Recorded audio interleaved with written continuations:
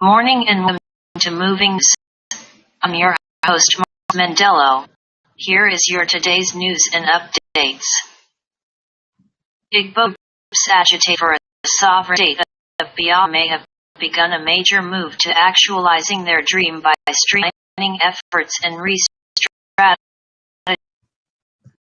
The Igbo groups effort have formed a unified body called Biafra People's National Council, BPNC, which the leaders believe would expedite action in actualizing Biafra. The new body does not, however, include Chief Ralph Waziri, Biafra Independent or faction of Masob and detained Nnamdi Kanu, Indigenous People Biafra, IPB. The groups and leaders who formed BPNC include Mr. Uchenna Madu, faction of Masob, Mr. Felix Abayoha, Eastern People's Congress, Mr. Austin Mary Ndokuyu, Biafra Liberation Council, Mr. Osita Chua Banari Nam, Salvation P. Biafra, Mr. Jackson Nebekakuyu, a Quench Organization. Others are Mr. Adil Shakatabia, Biafra Nations Youth, Reverend Dr. Henley, Siaja, Biafra Revolution Organization, Prince Oliver Chidazi, Biafra Liberation Crusade, Mr. Ayers Shimobi, Biafra Movement for Sovereignty, Mr. Odwin Offer, Biafra Regional Emancipation Movement, Joseph Anai, Bill Organization and Representative of Biafra in the Diaspora, Dr. Chukwuma Iba. In a communique signed all their leaders, after the All-Biafran Conference, AB, organized by the Organization of Emerging African States, OEAS, in Accra, from May 27 to 1, the newly formed BPNC would form a collegiate parliament comprising representatives of Biafra ethnationality and pro-Biafra organizations. Also agreed that Biafra shall be a state founded on equity, fairness, justice, participatory democracy, egalitarianism, and even development. To achieve this, they also agreed that the administrative and political capital of Biafra should not be concentrated in one location but spread across the Biafran land. The capitals shall include but not limited to executive, legislative, judicial, cultural, economic, science and technology, agriculture, and defense. Disclosed, agree and draw up a legal framework for the new Biafra state. Lead of the new group ground and condemned the attitude of the Commonwealth of Nations towards the senseless, cruel, inhuman, degrading and extrajudicial killings of more than 700 unarmed civilians of Biafran origin and Biafran activists by various security apparatus of the federal government of Nigeria and its militias under the disguise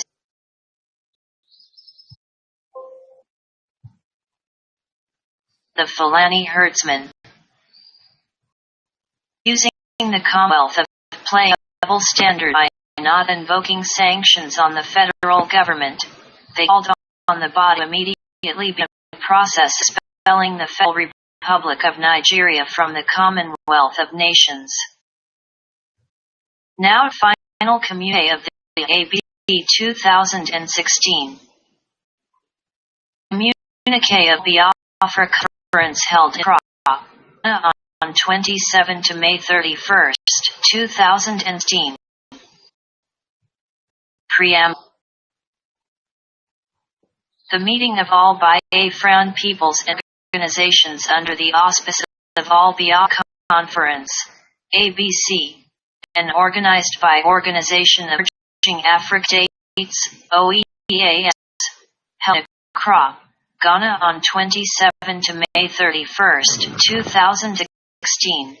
Conscious of very excruciating and oppressive conditions of Biafrans in the state of Nigeria, continuous entrenchment of and institutions to continue the further repression of the peoples of Biafra by successive Nigerian governments, mindful of the compelling need to liberate the Biafran peoples from the shackles of oppression and repression, massacres, pogroms, martyrdom, and economic spoliation, desirous of necessity for the achievement and independent state of Biafra by creating an umbrella platform for the achievement of independence.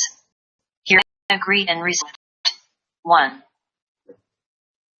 That all nationalities and organizations that hitherto exist for purpose of achieving Biafra have come together under the umbrage of Biafra People's National Congress, BPNC. 2. That BPNC will form a collegiate parliament composed of representative organizations and nationalities. 3. Biafra should be a state founded on equity, fairness, justice, participatory democracy, egalitarianism and even development. Consequently, the administrative and political centers shall not be concentrated in one location but shall be spread across Biafra land. These centers may include executive, legislature, judiciary, culture, economy, science and technology, agriculture, defense, etc. 4. That the conference agreed to draw up a legal framework for the new Biafra state. 5. The conference demands for the immediate and unconditional release of all Biafran activists being incarcerated in the custody of the Nigeria state, including Nnamdi Kanu, Benjamin Onwuka, Chukwuebuka, and many others. 6. The conference further demands that the Nigeria state should stop the killings and massacre of Biafra peoples and destruction of their properties under various guises, including but not limited to judicial executions, extrajudicial killings by security agencies with criminal acquiescence of Fulani herdsmen and collaborating with them in the massive violence and xenophobic attacks on Biafran peoples. Examples of these crime and atrocities abound. A. The recent burning and destruction of stores in a section of the Ladipo Market, Lagos by sponsored Yoruba youths notoriously called area boys. B. The genocidal invasion and massacre at Nimbo, Dizowani, Enugu state and surrounding communities by the Fulani invaders while the Nigerian state watched and did nothing. C.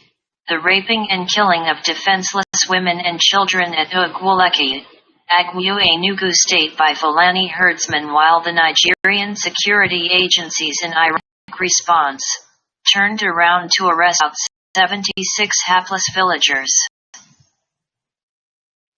D.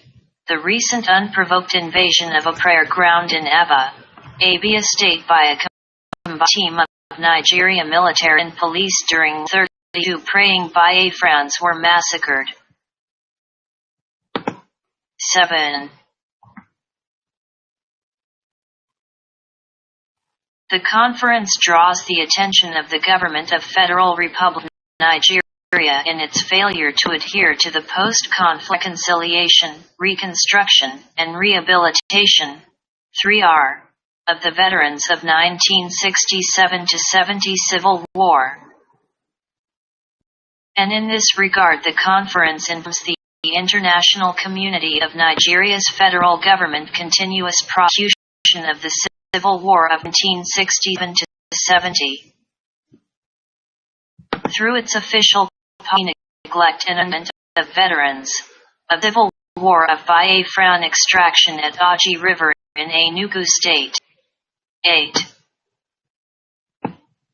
The conference demands that the Nigeria should live up to its international obligation to the veterans, which she had long neglected and denied the ability to live normal lives.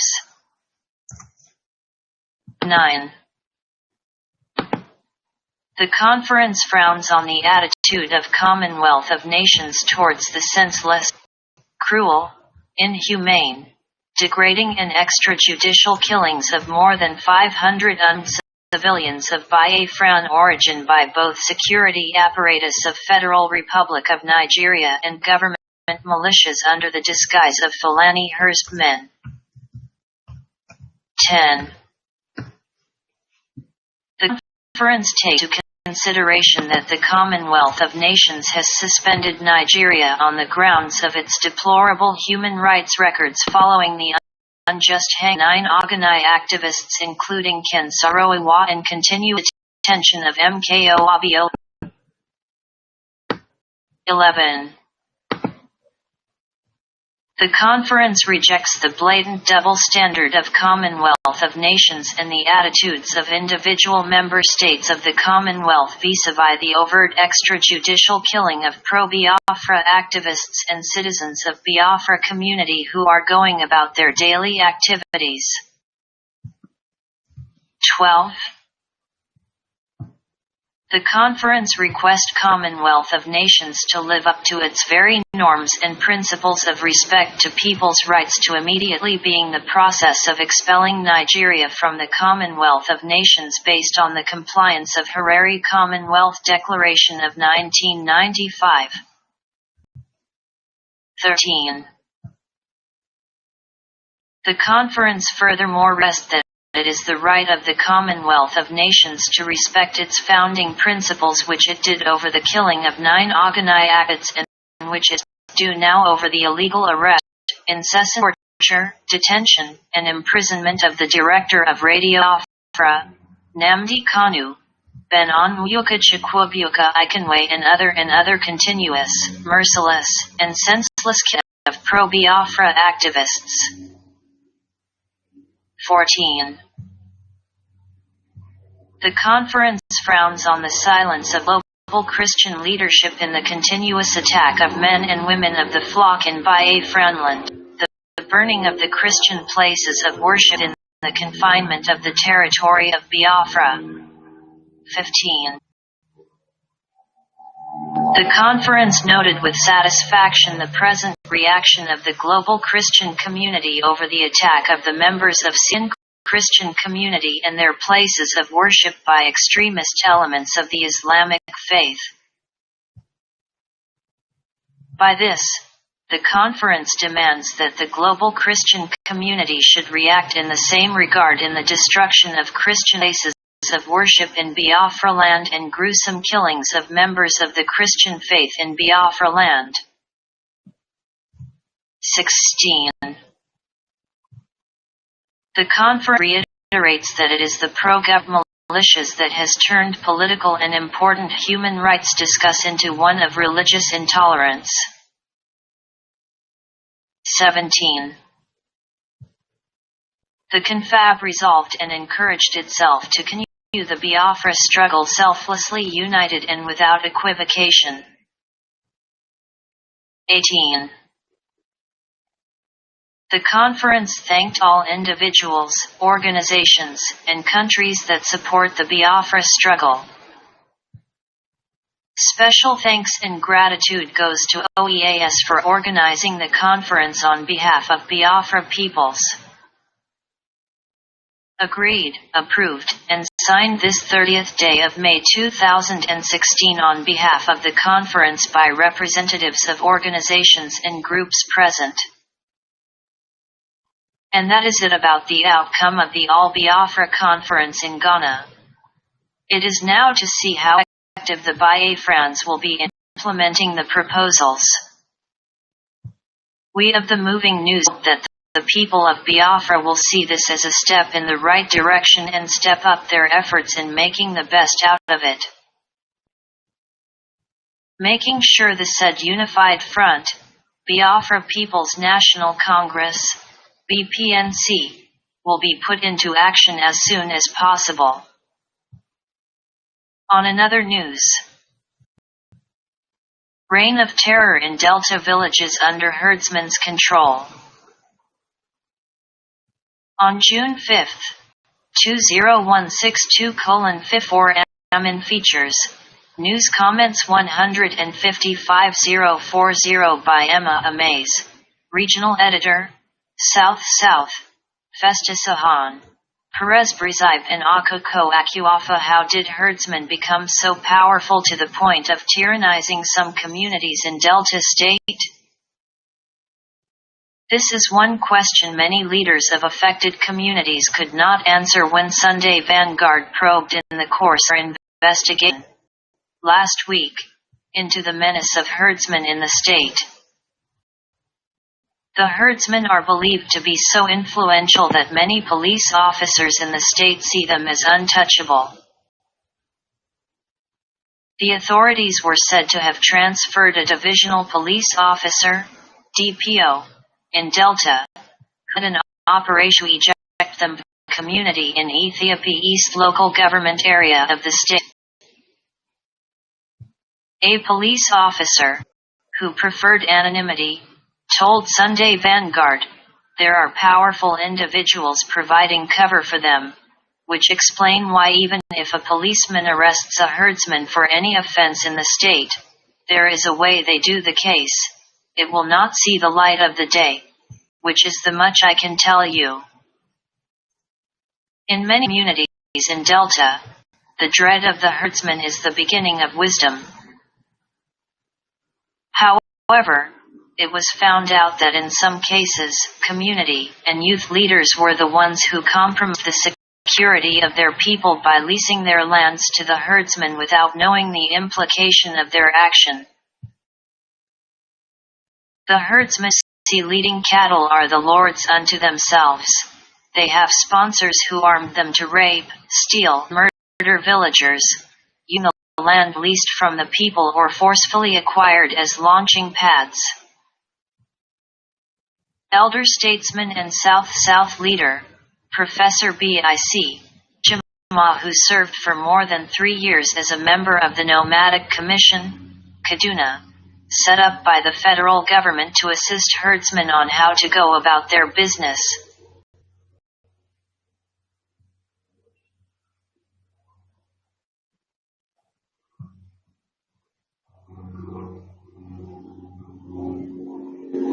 Said they have an expansionist agenda.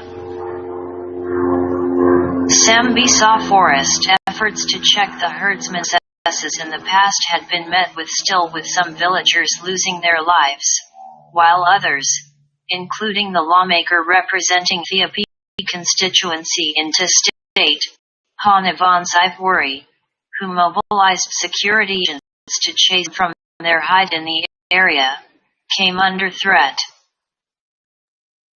Ivori took the police to the Sambisa forest of Abrika, an area in Delta which herdsmen have taken over, built hamlets and tunnels to escape arrest. It was learned that when the police team got to the place, the herd disappeared into the tunnel and the law enforcement agents could not following inside. Sacked communities in Ugwaru, a community in Ughelli North local government area, where herdsmen seem to have taken over state and terrorized residents, sent about 31 persons early to their graves in the past 12 years, while 10 villagers are missing. President General of Ugwaru Community, Ifo Garibi Utso, who spoke on the killings last Thursday, at the burial of one of the victims, lamented that herdsmen attack both men and women, rape, and kill villagers. Some herdsmen reportedly killed an indigene of Oguname community a week after her marriage. On alleged imposition of tax, Utso cited the case of the chair of Oguname village, Chief Edward Ayamu, who, he claimed, was forced to pay N10,000 weekly Fulani Lord he simply identified as Gabra.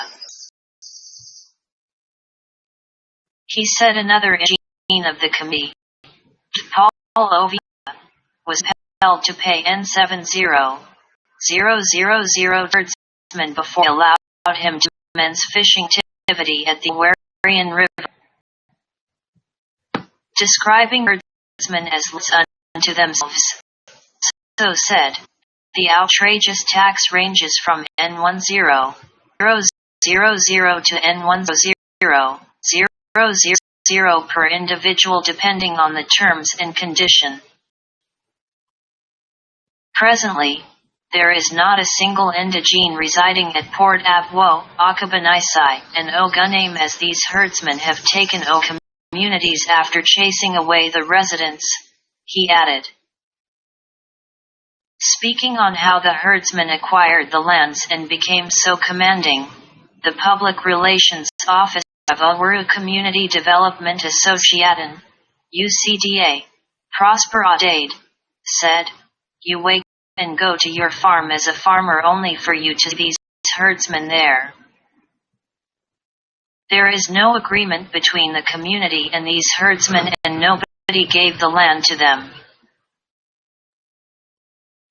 The problem actually arises when landowners, upon discovering that their land has been acquired and is being occupied by these herdsmen, ask them to leave. This confrontation is what leads to attacks. If we come to a round table today, I can vow that they, herdsmen, cannot point to a person with whom they had an agreement over the seizure of our land. If other communities entered into such pact, there is none with us here in Owaru." Some chiefs collected bribe Asai, community leader speaking on the cat and mouse relationship between his community herdsmen. Mr. Joe Asai, a leader in Onakayakwani, in Endakwe West local government area, said, "What happened in our case is that we were told that some chiefs collected money from the herdsmen without telling the community. When the people saw that they were destroying their crops, some boys mobilized and asked them to leave the community, and that is how they, herdsmen, opened fire on our people. That was what led to the closure of the road to the community for a very long time. Later, it was found out that some chiefs collected money from them. Herdsmen are still in the bush and, as we speak, still come to our community to threaten our people. Okpanam residents sleep with one eye closed." Monarch, the traditional ruler of Okpanam in Oshamili North local government area, HRM Bainfo Michael Ogbolu, raised the alarm about the activities of herdsmen in his domain about a week after he wrote a petition, dated April 28, 2016, to Delta State Commissioner of Police, Alkali Baba Usman, alerting of a plan by herdsmen to seize the community's land. He said the herdsmen were stationed at nearby Omuakaki village and Abadogwagwu farmland from where they planned to invade.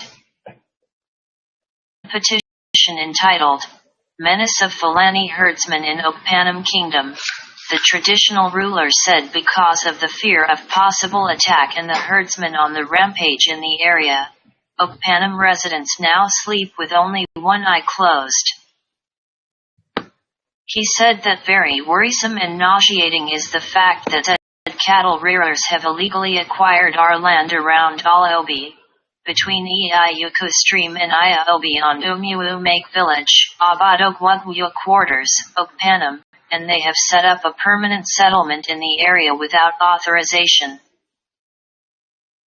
Describing the herdsmen's activities as colonization of part of Okpanam land, the Ogoani said they destroy traps and steal animals caught by the traps, destroy crops, molest and rape male farmers in the area. Parallel government. As a matter of fact, they have installed a Saraki, king, in our forest, and all efforts to reach them with a view to ascertaining how they gained access into our land have proved abortive because of the sophisticated weapons they wield," he said he explained that the occupation of Okpanam land by the cattle rearers was similar to the activities of Boko Haram in the north which, according to him, government and security agencies must stop. The Merc said that investigation revealed that a Numake village in Okpanam sold the land the herdsmen occupy to the state prime cooperative society, saying men's cows destroy their farmlands while the cattle rearers wield sophisticated weapons to harass residents. He recalled that in October 2014, he wrote a letter to former Governor Emmanuel Ojugan, drawing attention to the wanton destruction of Okpanam land and attacks against farmers. Herd Fight Back source, however, said the herdsmen acquired the land from the community years ago for grazing, but people refused to allow them access to the land. They decided to fight.